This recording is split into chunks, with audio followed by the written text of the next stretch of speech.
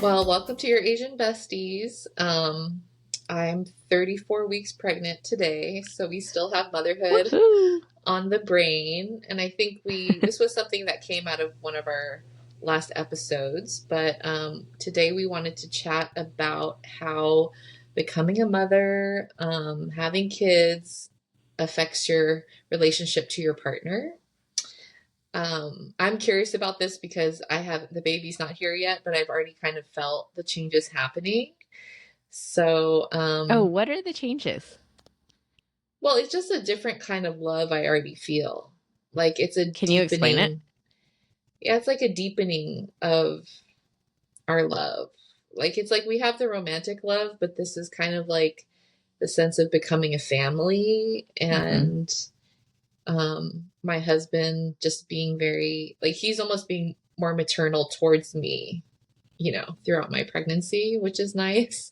And I've had to learn to be more dependent on him because I feel Hmm. like I'm more vulnerable and I can't do certain things on my own. So I think it's deepened our trust and it's like exciting. It's like a new chapter of starting this new adventure together. So, yeah, something about like creating life together. It's like something that Yeah. it's both of us. So, yeah, but I'd love to hear from you guys. Like, did you have any expectations or what were your emotions around? Were you fearful or anxious like during your pregnancy or about how it might affect your marriage? Yeah. I Well, I can have a go question first. for before you Oh, guys get Uh, started. Like, yeah. how long did you know your husband before you got married? And how long did you wait to have a baby after you got married? yeah, that's math. It's gonna take a while for me. I think we've So, been Leo, together. yeah, Well, we go. met in 2017, right? So that's 18, 19, 20, 20, That's what 8 years. That's what I thought. 8 years. And we So it's a got total of married. 8 years. Yeah, total of 8 years that we've known each other. And then we got married in 2021. So we had been together for 4 years at that point. And then we got pregnant like the tail end of last year, which was 2024. So about 3 years after that. But our Okay. timeline was pushed forward a little bit because of COVID. Like we were supposed to get married in 2020. So yeah. But we took our But time. It wasn't like immediate. wait, I'm so confused. So if it was his last year, then and you guys were together 6 years. So you guys, okay. I think we should We're draw it together out. 8 total years. And then so we got total married 8 years. 4 years at the 4 year mark. And then we got pregnant around the 7 year mark. Okay. Thank you. Yeah. I like Yeah. was so confused for a second. Yes. All right. What about you, Leah? Okay, yeah, that will open up some questions. Because for me, Kevin and I knew each other for, I think, a year and a half to 2 years is when he proposed. Does that sound right? And then, no, a year and a half? Something like that. Because then, yeah, then it's like wedding planning. We met like really got together New Year's of like 2011. So like very beginning of 2011. Got married 2014. And then we had like I got pregnant probably like um within like a few months of getting married. Yeah. Cuz Phoenix was born April of 2015. So, yeah. It was pretty fast and I think that's probably going to change like how I answer some of these questions. Right. Um do you want me to go into that now? Yeah, Because Yeah, I go know yeah. what ahead the Go since first you're go one. there. towards and Since then you've now you already can answer logged your back in There time. we go. Okay, yes. Yeah. Okay, so framing that. Uh-huh. Because what I was going to say is I don't think I noticed the shifts too much, other than yes, like the romantic, like it's all about going on dates, getting to know each other. by the time we hit a year and a half, like I knew he was planning to propose at some point. We did have like a hard conversation about like, oh, when we have kids, what religion are they going to be? Are we going to go to church? Who's going to be like the bad cop and who's going to be the good cop? Like just throwing out different scenarios. I actually don't know if those have held true, because I thought I'd always be more of like the disciplinarian, but I think my husband is a little bit more. I'm more lenient. But I remember having like that talk, and the transition into parenthood felt pretty seamless. Like Kevin's always been like, he's always like taken care of me in a sense, and I've always been like okay with that. And I think the biggest change from just being married to then having kids was kind of like creating like family rules or team rules. Like we start to see each other as like I don't know. I'm trying to think of a good co-adults. Co-adults, co-captains, Co-captains. yes, right? Like the team analogy, because it's this is like the most recurring example of this is like when the kids are looking for some sugar, right? Like I want ice cream or I want candy. They'll ask me first, and of course I'll say yes, or but then if they have asked my husband first and then he finds out that I said yes, then it becomes like, but I told them no, like they shouldn't have done that. And so it's like now we have to check in with each other first, like, wait, did you already ask Dad before I say a different answer? So I think it just like is a lot of that. Like you learn who to check in with first, because the kids also know who they're gonna get the answer they prefer from. So yeah, and it just looks bad like if you're always constantly giving different answers. So it's like a lot of that, like, oh, I have to talk to my partner first, like for any decision, actually, even like beyond just kids. Now it's like anytime you put something on the calendar, it's like, oh, like, Kevin will always check with me first. I'll always like check our family calendar. But it's that, like, there's so much more communication. And it's like, even like going to the bathroom, like my kids will announce, like, I gotta go to the bathroom.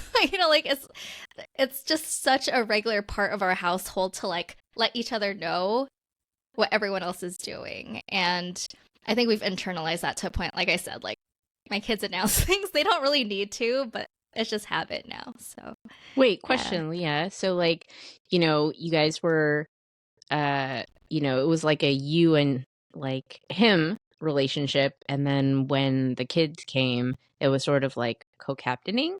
But I'm wondering, what has the relationship between you and your husband, how has that changed? So like independent of the kids. Too. Yeah, we're definitely more friends now. I think it is like harder to find time like to get all like cuddlier and romantic. Like we just don't. And I mean, we're both fine with it. We still carve out time to like watch a Netflix show, after the kids go to sleep, or plan out like times like, we can have the grandparents babysit the kids and go somewhere else. But it's definitely I think the things we talk more about now are either like future dreams, like when we retire, when the kids move out of the house, like those types of dreams, than I guess before, I don't know, like, or we talk about like things like the bills, or like his car broke down and went to the shop, and it just becomes more of like a, okay, like, let me know when you need me to come get you, then we have this and that. So it's a lot more, I don't know, like a friend, but like a good friend, like, but I mean, I don't think it's like romantic, like as in, when we were dating the first year. Then I have another question for you, like communication wise, how has your communicationing changed? What stayed the same is we text each other constantly still, like even the tone, like the emotional tone too. Oh, yeah, no, I don't put as many emojis, like heart emojis or it's definitely not cute anymore. It's very tactical, like, hey, did you remember to take the trash out? Or, like, Before, we pulled up an old phone. We were trying to give it to our kid. It's like so out of date, but we found like a whole text string, like pre-marriage.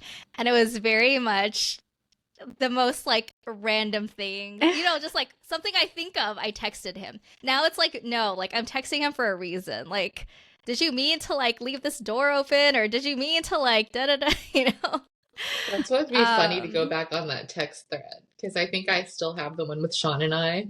And in the beginning, it would probably be a bunch of gifts, like heart gifts, love gifts. And then over time, it's the same as you, where it's like, I'm here. Yeah. Hurry up. It's just like 2-3 words. Oh my gosh, that's yeah, I was so curious, funny. Leah, because you got pregnant like pretty shortly after you got married. Did you feel at the time that, and I don't think you were expecting it necessarily. I mean, we were just like, oh, we're gonna try, might as well. Yeah. Now, how we're back from the honeymoon. And it just happened. But we were ready for it because, like, we had gotten like a 2-bedroom apartment. Like, like we were already planning to grow our family. We didn't know how quickly it would happen, but I think we're on the same page. Like, he's always like said like he wanted a family, and like I at that point, like in my career in life, when we got married, I was like, yeah, like I'm ready to.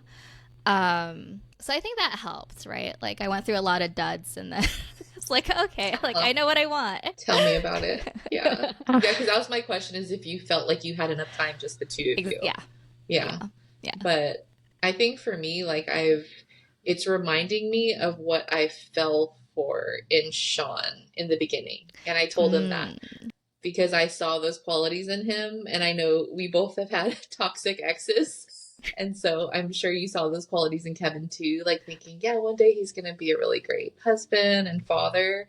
And so seeing those qualities come out in Sean now, it just reminds me of like why I fell for him in the first place, Yeah. I remember like in a previous episode, we were talking about what drew you to your partners. And I think, Maryn, you were talking about like these nerdy sort of like, that's when you knew you were like falling for him. And so, like I'm curious for you, did that shift? Like what keeps you attracted to him? Is it no longer the like the nerdy stuff and like the things that attracted you to him? And now it's more like that he cares about you in a maternal kind of way. Like, is that what keeps that glue still there? I don't know if that question makes sense. Yeah, I mean, the nerdy stuff definitely I find endearing. I think when I was looking, it's funny because I think young love, sometimes you're looking for people that are somewhat similar to you, even if it's on a superficial level. You're like, oh, you like the same music or la la la, and you think you're soulmates because you, both listen to the same band or whatever. But I think through experience, I was looking for someone that would complement me. And I knew that one of my weaknesses was like emotional expression and affection because I didn't grow up with it as much. And he brought that to the table. So I think that's what I saw in him in the beginning, that he was like a man that wasn't afraid to express his emotions and be very affectionate. And that's what I would, wanted for my future kids. And so I'm seeing him express that now, towards me and the baby in my belly, and, that he'll sing songs and read books and he has that side to him. And that really makes me fall for him even more, especially because like not all men, not, all people are able to kind of show that side of themselves, or they don't have access to it. So, yeah. Okay, Rée, now it's your turn. Yeah, stop deflecting. I'm not deflecting. You guys are like pounding me on this every single time. But I was going to say, well, I think you were the one that brought this topic up on our last episode. You were just saying, you were probably asking us the question, but we'd love to hear about you. Well, yeah. So what's funny is one of my bosses before I actually got pregnant, he was like, so he was a dad and he sort of had like, he had a lot of these, like he would say things that would he was like, "Oh yeah, your relationship with your husband is going to change and it's going to be for the better." And this, like, all this beautiful stuff, right? And so he would say these things, but then but then also simultaneously he would talk about how challenging it was to be in a marriage. And I was always like, well, what is it? Like, how is it going to change? And so, like, my husband and I, we were together for about 7 or 8 years before we got married. So we were together for 7 years before we got married, and then it was a really long time before we actually got pregnant, because I was like, I want to get my master's degree before I become a mom, because I don't think this is gonna, yeah, I want to make sure that I have like a career set before I take on any, because I know there's like, I think I mentioned before, I didn't want to ever be a mom because I knew how much it took away from my mother's like artistic journey and her perspective, and how challenging it was for her to be a single mom. And I never wanted to ever be in that situation ever. And so it took me 7 years to like vet my husband before I was like, okay, you can, like, we are good together. And then it took me another, I guess, another 10 years, no, another 8 years before we got pregnant, because I was like, okay, I think he actually will be a really good dad. And I think part of it was because I felt like he was kind of the father I never had. Like, he would cook and he would teach me about politics, and he would, like, tell me what's going on in the world, and how to take care of our, like he takes really good care of his shoes and his clothes. And so I learned so much from him, like how to be an adult. So I always joke, like, yeah, you're like the father I never had. And I know that sounds weird, but I do rely on him like a figure like that, like somebody who does take care of me. And so it was a very natural transition for when he actually did become a dad. And then I want to say, like, we were very cutesy and like lovey-dovey. We were kind of in our honeymoon phase for, 16, 17, whatever years. And then when he became a dad and I became a mom, it took a while for us to transition into that team, like that co-captain, like, relationship, because there was a lot of like resentment, because I was like, I knew I shouldn't have become a mother. And then there was also jealousy because now my daughter was his daughter, and I was no longer somebody that he looked after. And he says, I only have one daughter, like, and so, like, everything changed. And then also I had to kind of go through a really quick emotional maturing when all of that happened, because I was like, it's unfair for me to have my husband meet the needs that, my biological father and my stepfathers couldn't. And it's unfair for me to expect him to meet the needs that my mother couldn't. And so I had to quickly become a parent to myself, and also to be able to be a better parent for my daughter. And so I've had to go through so many relationship changes between my husband and me. But now, like, we slowly started getting back into having regular dates again. So we're relearning what it was like when it was just the two of us. And it's not, 24/7 anymore, but it's like, like 2 hours out of the week that it'll be for us. And so it's a really big transition, but the transition is not from going from lovey-dovey straight to this. There was that,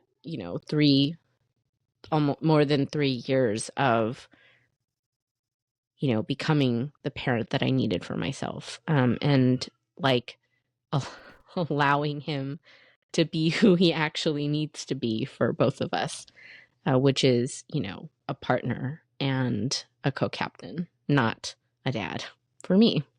So lots of like intersectional things here that I think makes my case is always unique. But I think a lot of Well, yeah.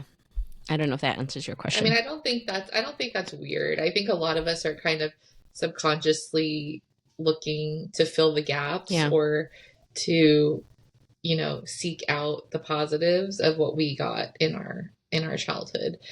Because I notice even Sean, like he'll be talking about costs and money. I'm like, you sound just like my dad. Like certain things he says, I'm just like, but yeah, I mean, I'd love to hear about kind of that messy middle part. Like what you're saying is that, I mean, Leah, you said the transition was kind of seamless, but I'm curious kind of how that adjustment is. Like for me, someone who's embarking on like the journey of becoming parents, and I think my expectation is, of course, like in the beginning, it's going to be all focused on the baby, and then, so I'm just curious to hear a little bit more about that transition and how, like, at what point you started to realize, hey, like now we can get back to each other a little bit.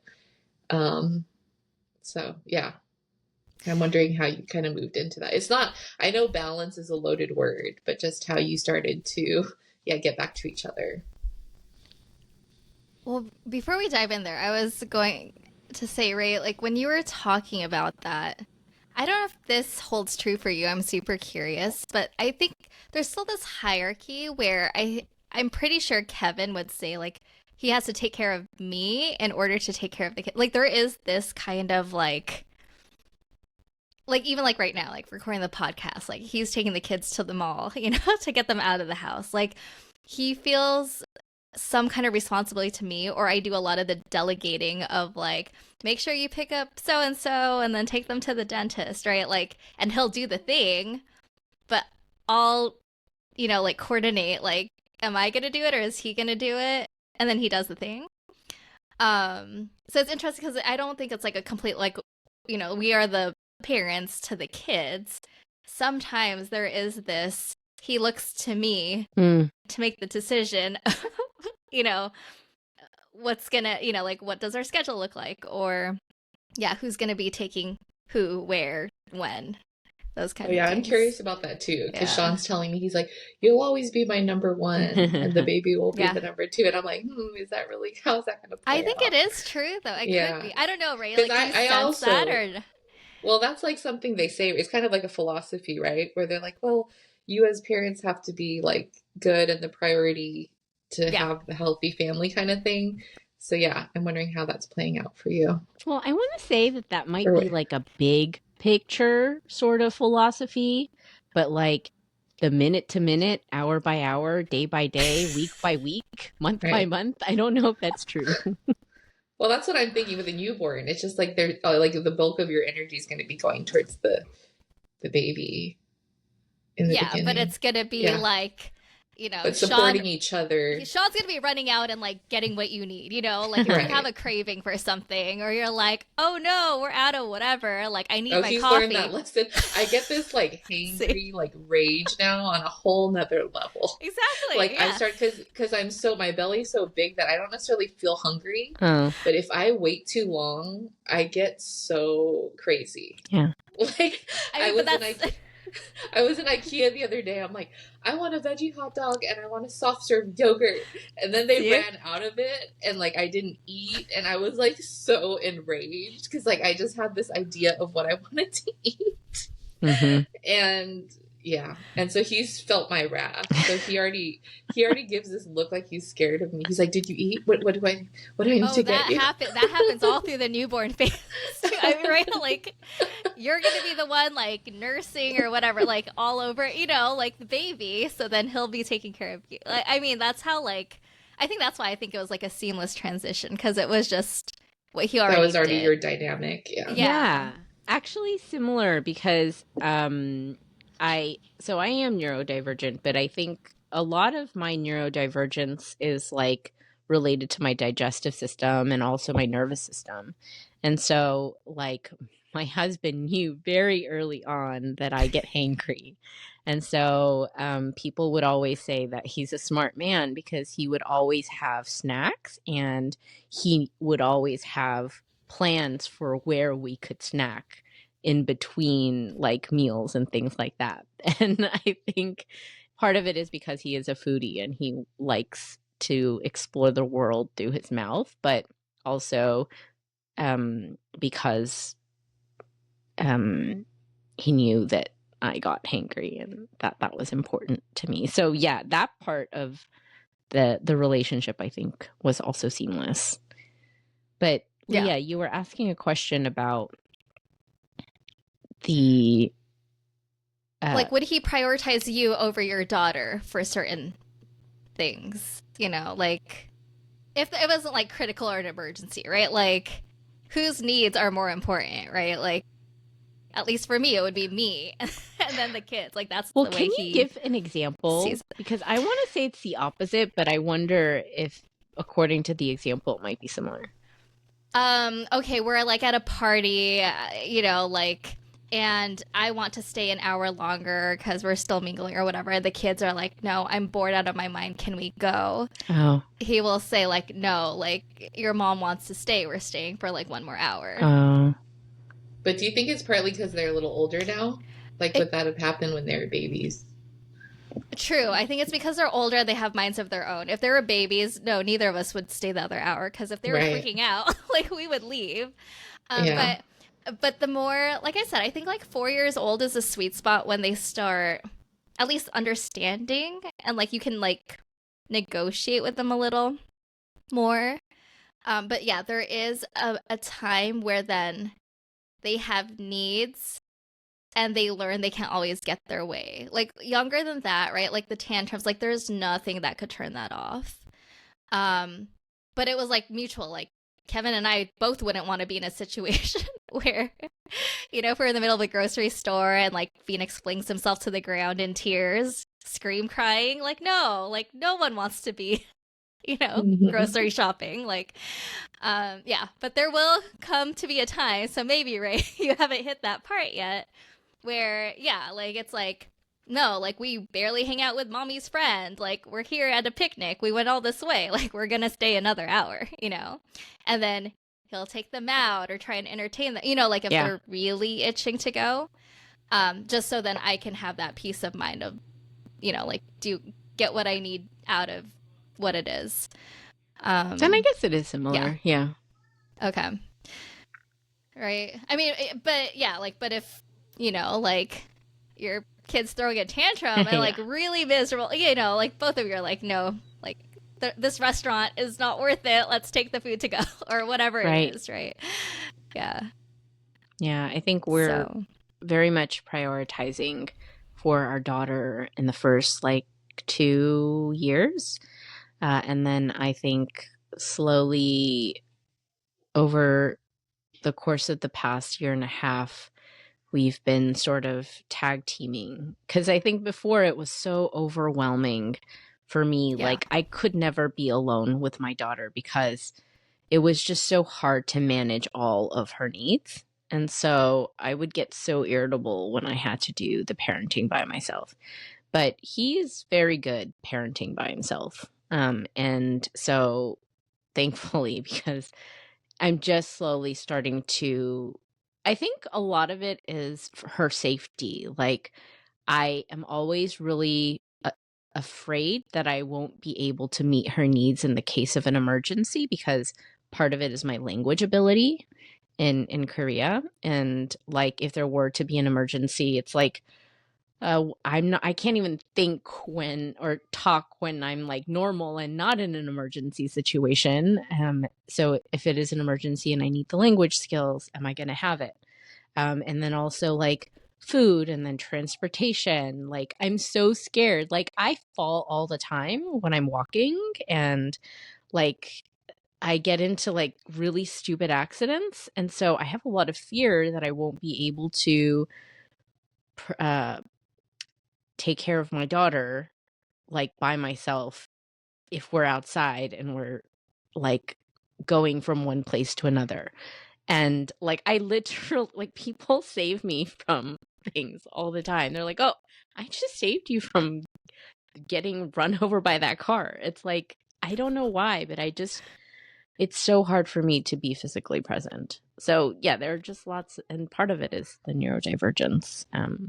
I think actually the reason why people with ADHD and other neurodivergence things, the reason why we have a shorter lifespan than people who are neurotypical is partially because of all the accidents and things that we're not aware of. Things that could, it's not like a health thing, it's like an accident thing. So I'm just always really scared that I'm not going to meet my daughter's needs. So it's like he can do it himself, but I cannot. So I always need to be a co-parent and not the full parent. Similar, I mean, not so similar accidents. to you, not the accidents, but I did have this fear, like Maryn, like the early years, like it's very physically demanding, like always having to carry your kid. Like kids are heavy, and then having to put them like in a carrier, like, and going grocery shopping. Like, one, I hate grocery shopping. I get so disoriented at grocery stores. Kevin always does the grocery shopping. For the rare times I've ever had to go with a kid, it's like in and out. I'm like panic mode. I'm like, I just need to get the thing, hope that he doesn't cry, and then like finagle right with the door and the groceries, and hope like no one steals my baby while I'm trying to load the trunk. Yeah. Like there is that fear, like, oh, I'm gonna like turn around, like, and all of a sudden, So that, or I remember when I had two little ones, and going to the park sometimes would be scary. Like, if I was at home with the kids and Kevin was at work, because same thing. I'm like, what if one of them runs to the street and I have to leave the other one behind? Like, those are the times I panic. Like when you can't control the situation. Like, I think that's a very valid fear of like why single parenting is hard. When you have two kids and you have two parents, or have two parents and one kid, like the 1-to-1 or like outnumbering the kid is way easier than the opposite. So that reminds me of the situation. I once saw a dad with his two kids. Oh my gosh, it was pure chaos. He like left one of them at the restaurant, like across the street, and the kid was just sitting there by themselves, like I was keeping an eye on them, and he went across the street to go to his car, and it was just like a mess. And you wouldn't take both of them to oh my gosh. I was just like, oof, yeah. But yeah, I mean, I'm feeling that to some degree even now because of being super pregnant, and like my symptoms, I just feel vulnerable. Like even just doing simple errands in my neighborhood. Like sometimes I'll get super lightheaded and I feel like I can't drive, and I'll have to sit in the car and drink a bunch of water, and so yeah, I guess it's like I'm moving into that co-captain, or right now it's uneven, the roles, but just learning to really depend on him, to help. And yeah. But I guess for this, to wrap up in this latter half, I'm curious, like, what tips do you have for me in terms of whether it's communication or, to be patient? Because even sometimes it creeps in, like what we're talking about. I think it does depend on what the dynamic was, previous to kids, because obviously there are relationships where it's like one of them is a little bit more of a caretaker to the other, and then there can be jealousy or resentment once the kid comes into play, and you don't have the same energy to put towards your partner. Like I even feel some of that guilt now being pregnant, where I'm like, oh, my body, it's just like I have all these symptoms, and I don't always feel like being all lovey-dovey or like having someone touch me, because I'm just overstimulated in my own body. Yes. And I feel like I have no room. Like Mm-hmm. everything is squished inside of me. Mm-hmm. So yeah, I'm curious what tips you have, and yeah. But I mean, it's like for me, I've seen Sean's true colors in his character, and that gives me some peace of mind to know like these kind of toxic ideas as a woman that I have, like, oh, men need all this attention and they're gonna cheat on you if you're not meeting their needs. You know, you have all these toxic. I remember when I was dating, I'd listen to all these like dating coaches and they tell you all these kind of Ew. things. Like, and it's even weird because on my social media, I'm getting fed all these weird videos about like men cheating on their spouses. I don't even know where it's coming from, but it's just all these like red flag type content. And I don't know if it's coming because they know I'm pregnant or something. I don't know. But it's just weird. I'm getting fed this content like Oh of my men gosh. cheating on their pregnant wives and things like that. And It does so, happen often. Like, at least when I well, that's what hear, I'm saying. It really yeah, depends on the dynamic right. because, like Rée, I feel like you're obviously, you know, every relationship's different, but I feel like the more general thing is that a lot of women kind of are surrogate moms to the men in some ways and caretakers, and then during the pregnancy the man feels neglected. You know, I feel like that might be a more common scenario. So Not the situation but you're for me. yeah. So yeah, any tips or any advice you'd give to me? Like, the thing that comes to mind for me is, it's like, well, I have a question for you, Maryn. Like, I don't know how to phrase this other than, do you hold back at all when thinking about your needs? Do you say, oh, I should be more patient about this? Or, you know, like, maybe I should think this through because I don't want to burden my husband. And I just wonder, like, do you speak up when your needs aren't met or your boundaries are crossed, or do you struggle with that? It's something I've had to work on Okay. for sure. I think like we're both pretty hyper independent. Like we're both the eldest children and we're used to kind of doing things on our own, you know, and being super responsible. So it took me a long time to like learn how to depend on him. And but yeah, through the pregnancy and everything, I feel like I've had to be more vocal about my needs. But it doesn't come naturally. It's something I've had to work on, Like the mind because I reading do have thing? this pride. Well, I just do have this source of pride, you know, even now where it's like, oh, I used to be able to do that, or I should be able to do that, but right now I can't, you know. So, But do you expect yeah, him to read your mind and meet your needs without vocalizing what you need or want? maybe earlier Okay. on in the relationship. Yeah. Because I want to Yeah. say, I had to learn that when I became a mom, and that was the rudest awakening ever, because holy moly, I didn't realize how much I was expecting him to understand what I needed without vocalizing, because he would always meet them before that. Like, he'd always known, like, oh, what I needed or what I wanted. Or if like there was a tone and I was making a face, he would be like, oh, she's not happy right now. What can I do? And when the baby comes, there is no time for that. There is no space or energy or brain space for that. Like, we just need to tell each other what we need, what we want. And it's like, once we got that clockwork down, that's when we started getting back into the, oh, I love you phase. But before that, it was like, oh my gosh, I hate you right now. So that's the one advice I want to give you is, if you haven't made the full journey over to communicating your needs, like both, and like the recovery time from that needs to be a lot shorter. Yeah. So if you just work on that, then the communication part will be a lot more seamless. But I don't know, Leah, I think you had a thought. I cut you off before. No, I mean, it was similar to you. I think we worked through that before marriage, because I would do a lot of like that expectation too, Yep. like he should just know. Why doesn't he know? And I would hold that with resentment. Yes. And then Kevin would constantly have to say, no, you have to tell me. Right. I don't know, but I want to do it. I want to do whatever you need me to do. You just need to ask me. Yes. And I'm like, why do I have to ask you? You know? So after that hurdle, I would say like having a kid, it was easier because, yeah, to your point, Rée, like there was no time to explain. It's like, if I need something done, I'm going to ask for it done. We just need to get the thing done, right? Like if there's a dirty diaper, if there's a blowout, like no, like it needs to be cleaned now and I don't want to do it, you know, like please do it. Okay, I'll remember that.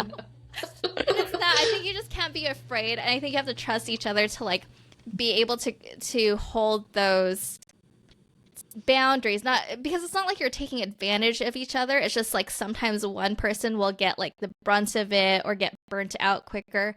So it's kind of like being able to communicate when you're at that point or before, if you feel yourself getting to that point, because you just have to, you know, like it's like a give and take. You can't like keep score, right? Like I changed a diaper like 5 times, you know, like it's your turn, but it's like I'm really tired, can you just do it? And then you find moments when you're like, I have the energy to do it.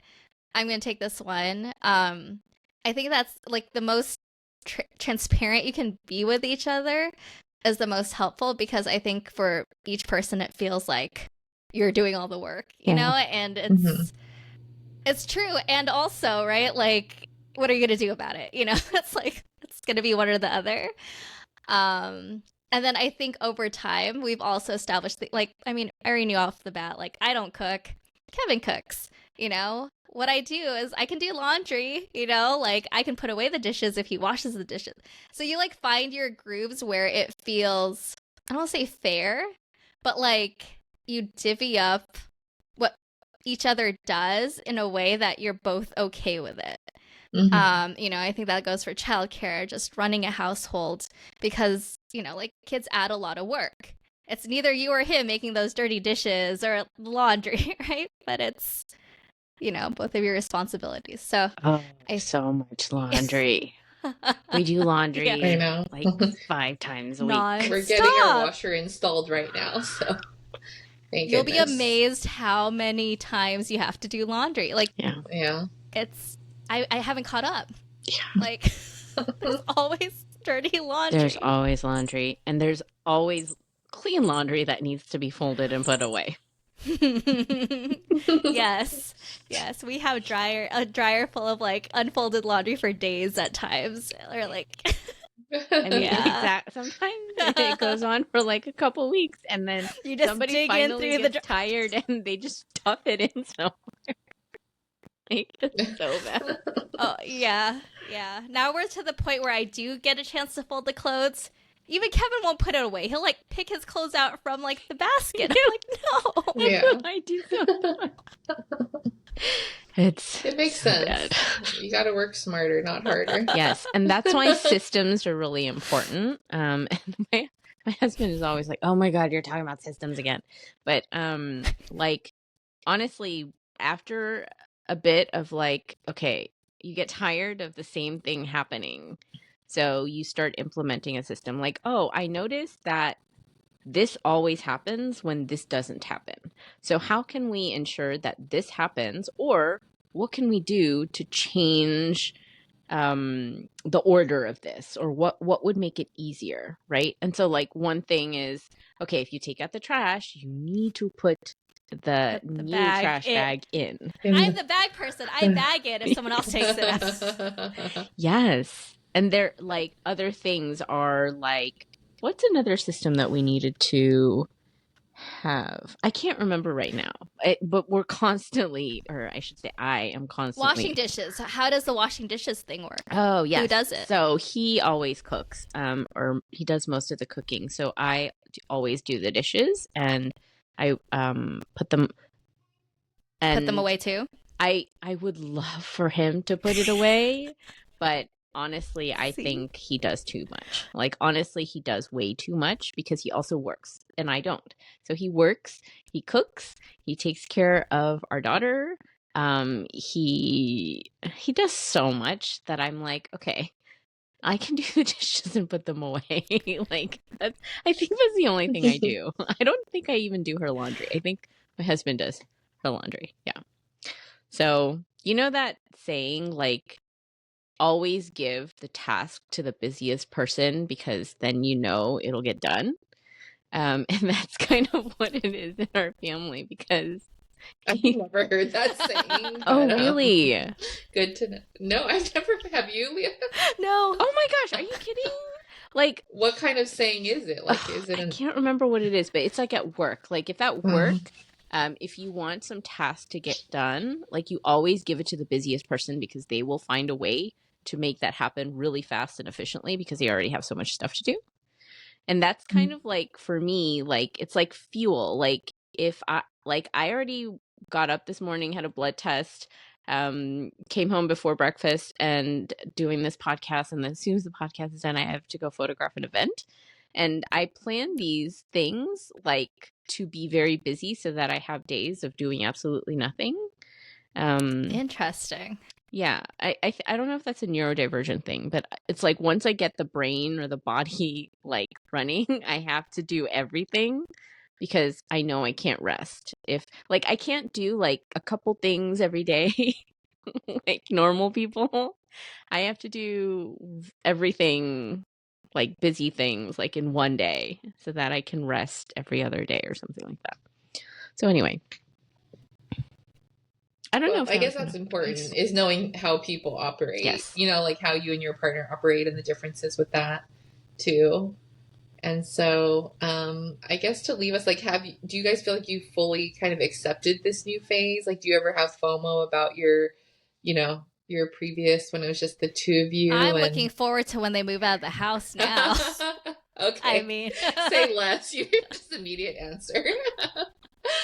Yeah, I have FOMO, but also at the same time, it's kind of like that joy episode that we did. Like, you have to find ways to bring joy in to what you already do. So, like, I know the one reason why I like doing dishes now is because I use the dishwasher and I like arranging things a certain way so that it's like all the same type of plates like are together. ooh, I hate that. What? What do you mean You should do my dish. Wait, do you just put everything like where it goes? No, well, Kevin does that part because he hates how I don't do that. No, no, like I'm like put everything in the sink and then I sort out all the different sizes and the types of plates and then I put it in this. Like that brings me a lot of joy. And then I sometimes like my husband will put the fork in a different place or like put a fork next to a knife and I'm like, no, what are you doing? You put all the knives together. You put all the same size forks together so that when you pick them up in one hand. You don't, and it just saves time. So you just... That's your zone of genius. That's your zone of genius. I like opening the dishwasher to that. I don't like doing the organizing. Oh, got it. Anyway. So you got to find joy. Yes.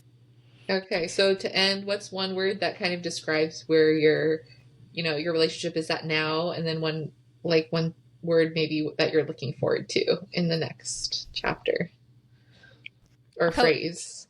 Co-captains and emptiness. Actually, no. I'm just like I'm at the halfway mark. Emptiness. No, like my kids are 8 and 10 now, which means like they're getting closer to leaving the house than like me remembering when they were born, And it's like I'm trying to treasure these moments because I am not looking forward to the teenager years. I've heard too much not fun stuff. They already seem like little teenagers. No. I don't know if I have like a word, but I would say like the visual I'm getting is right now we're at a place where we're starting to reconnect as like a unit because before I was just trying to figure out how to meet the needs that I wasn't meeting or having met. And what I'm striving for is like a full unit where we're meeting each other's needs and not only looking out for each other, like ourselves. I mean, not that was really ever a thing in our family, but in comparison. I think working and operating as a unit where it's more of a tag teaming. So I guess kind of trying to get to Leah's phase right now, which is co-captaining, like more efficiently and effectively. Got it. What about you? Yeah, my brain's not fully working. Normally I can think of words so quickly. Yeah, I know. I was like, what's your takeaway, Maryn? I mean, I think like what Leah, you were saying, like, because Sean's always like, you're my best friend. So I think leaning more into the best friend aspect, and like what you were describing is like looking out, you know, for your friend. And like, I'll kind of see signs when he seems like he's stressed out or he needs to rest. And so being able to do that, like being a good friend to each other. Right. So I feel like that's probably the chapter that we're embarking on. And yeah, I mean, I think Rée made a really good point about the needs thing. Because the hard part of it is that, like, I don't always know what my needs are.